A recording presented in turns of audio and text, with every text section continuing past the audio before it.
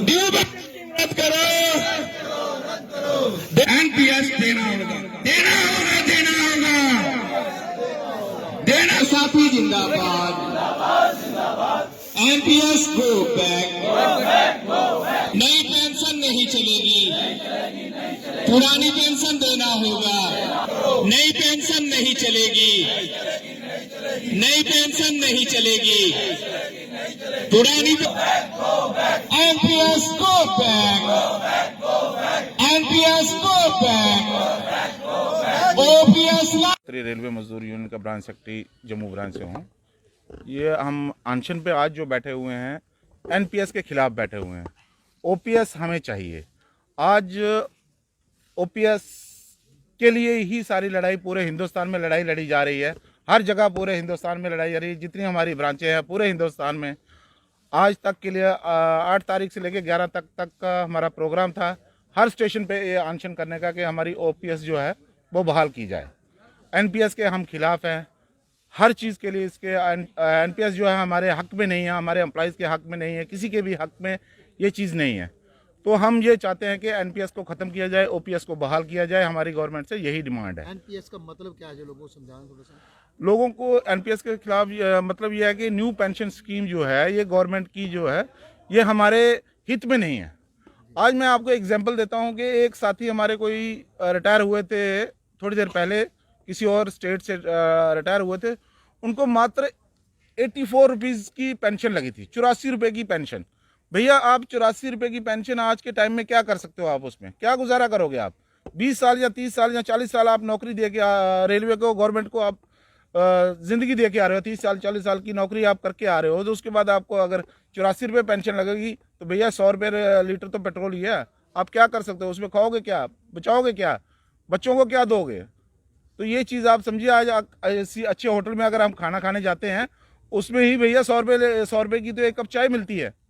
तो भाई इसमें हम क्या कर सकते हैं? यही लड़ाई हमारी चल रही है कि ओपीएस को बहाल किया जाए, एनपीएस को ख़त्म किया जाए। रेलवे विभाग जो है प्राइवेटेशन की तरफ जा रहा है और कितना नुकसान देखे हैं, नई भर्ती भी इसमें नहीं हो रही है। ये बहुत बड़ा नुकसान है रेलवे को, जो प्राइवेटेशन की तरफ रेलवे को लिया जा रहा है।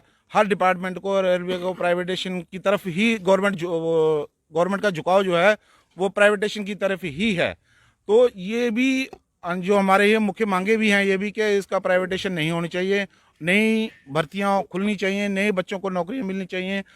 एग्जाम्पल देता हूं मैं, आज एक डिपार्टमेंट की एग्जाम्पल देता हूं। यहाँ पे 100 बंदा काम करता था। वहाँ से क्या किया है गवर्नमेंट ने कि 50 वैकेंसियाँ ख़त्म कर दी। अब वहाँ पे क्या बचे हैं? 50 बंदे बचे हैं। 50 बंदे पे क्या हुआ? उन 100 बंदों बाकी जो 50 निकाले हैं उनका लोड वर्क बढ़ गया। तो आज एम्प्लॉयज़ जो है इस स्थिति में नहीं है कि बेचारा इतना काम कर पाए। गवर्नमेंट डबल से डबल काम करवा रही है उनसे, दूसरे मतलब एक्स्ट्रा काम करवा रही है।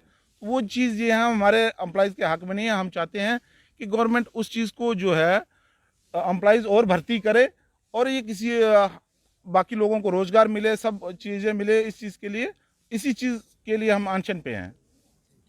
3 को हमने उधमपुर किया था, 9 को हमने कटरा किया था, 10 को हमने जम्मू किया था, 11 को ये किया था। हमारी सेंट्रल गवर्नमेंट से ये डिमांड है कि जो हमारी एनपीएस है, न्यू पेंशन स्कीम, जो बच्चों ने एम्प्लॉयज़ के साथ खिलवाड़ का काम कर रही है, वो हमें नहीं चाहिए। हमें ओल्ड पेंशन स्कीम चाहिए। ओल्ड पेंशन स्कीम में जो है उसमें एम्प्लॉय जब रिटायर होता है उसका 50% बेसिक का, जो उसकी लास्ट बेसिक होती है उसका 50% उसको पेंशन मिलती है। और उस पर जो डीए होता है उस पर वो डीए मिलके फिर उसको पेंशन मिलती है। इसमें एनपीएस में क्या है कि एनपीएस में हमारा 10% जो करता है ये शेयर मार्केट में चला जाता है। और शेयर मार्केट एज ए जुआ है, जो जुआ के हिसाब से शेयर मार्केट चलेगी। रिटायरमेंट में हमें उसी का पैसा मिलेगा। हमारे अभी कुछ साथी रिटायर हुए हैं, उसमें किसी को 1000 रुपया, किसी को 1500 मिल रही है। बताइए, एक जब रिटायर एम्प्लॉयज़ आता है उसकी लाइबिलिटी से होती है कि उसको पेंशन मिलेगी, उसको ग्रेजुटी मिलेगी, उसको कम्युनिटेशन मिलेगा, उसकी घर की जो लाइबिलिटीज़ हैं, बच्चों की शादी करनी है, मकान बनाना है, वो पेंशन पे ही निर्भर है। आज के जो महंगाई के दौर में अब एक एम्प्लॉय से जो 30 साल की 35 साल की नौकरी करने के बाद रिटायर होता है, उसको 1500 की पेंशन मिलेगी, तो उसका घर का कैसे गुजारा चलेगा? आजकल के बच्चे जो हैं वो भी देखेंगे कि हमारा फादर जो है रेलवे से रिटायर होके आ रहा है या स्टेट से रिटायर होके आ रहा है, हमारे लिए क्या लेके आ रहा है। आजकल के बच्चों को जब तक माँ बाप के पास पेंशन है वही उनको सेवा करेंगे, अगर पेंशन नहीं होगी और हमारे रेलवे में जो है कि जैसे एम्प्लॉइज डेथ कर जाता है वही पेंशन उनको फैमिली पेंशन लग जाती है, उसकी विडो को लग जाती है। जब ये एनपीएस में ऐसा कोई प्रावधान नहीं है कि उसको जो पेंशन है उसको मिलेगी, कोई गारंटी नहीं है। हमारी मुख्य मांग जो है एनपीएस को रद्द करने की है। बाकी हमारी डिमांड भी है। हमारा जो 3 किस्तों का टीए रुका हुआ है, हम सेंट्रल गवर्नमेंट को ये भी कहते हैं, इस धरने के आपके मीडिया का हम बहुत धन्यवाद करते हैं कि आपने हमें कवर किया।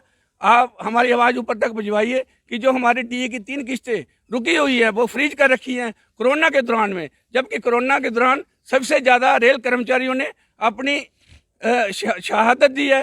काफ़ी जो रेलवे कर्मचारी है वो कोरोना के दौरान शहीद हुए हैं। तो हम यही कहते हैं सेंट्रल गवर्नमेंट से और स्टेट को। अब देखो ना, कई स्टेटों में हमारे यहाँ पे जैसे महाराष्ट्र में होगी, वहाँ उन्होंने ओपीएस लागू कर दिया है। काफ़ी स्टेटों में उन्होंने ओपीएस लागू कर दी जहाँ की बीजेपी की सरकार है। देखिए, हमारा ये एक मुद्दा है, हमारा ये फंडा है कि हम वोट नेक्स्ट जो इलेक्शन में वोट आएगा, हम सभी रेल कर्मचारियों को और सभी स्टेट के परिवार वालों को यही बोलेंगे कि जो हमारा एनपीएस को रद्द करवाएगा, ओपीएस लाएगा, हमारी जो कर्मचारी है, हमारी परिवार कर्मचारी रेलवे का परिवार है, वो उसी को वोट देगा। वो जो बीजेपी हो, कांग्रेस हो, कोई भी पार्टी हो, हमारा समर्थन उसके साथ